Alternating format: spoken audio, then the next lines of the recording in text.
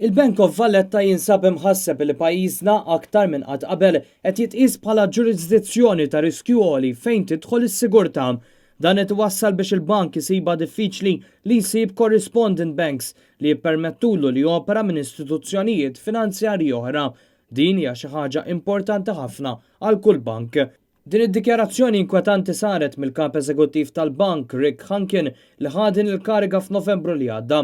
U għawissa wkoll li pajjiżna ma jiflaħx aktar ħsara fir-reputazzjoni tiegħu.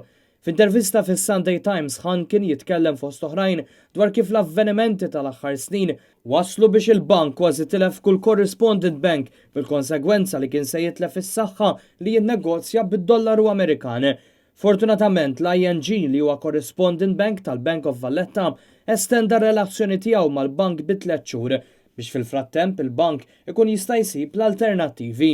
Il-Bank of Valletta nida proċess rigoruż biex jilqa' l-impatt illi qed isofri bil-ħsara fir-reputazzjoni ta' pajjiżna u tħassib internazzjonali dwar problemi relatati mal-ħasil ta' flus f'pajjiżna.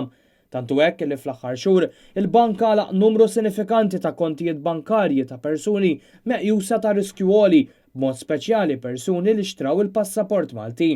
Dan sar b'mod speċjali fil-każ ta' persuni li l-bank ma setax jikseb informazzjoni dwarhom jew saħansitra lanqas setgħu jinstabu traċċi ta' dawn l-individwi.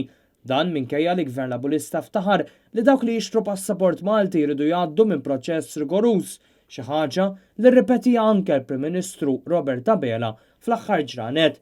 Proċess li minkejja l-ftaħir tal-Gvern spiċċa taħt sħaba sewda meta ripetutament ħarġu stejjer b'akkużi serji dwar persuni li qdew bil-passaport Malti għal skop ta' ħasil ta' flus u korruzzjoni.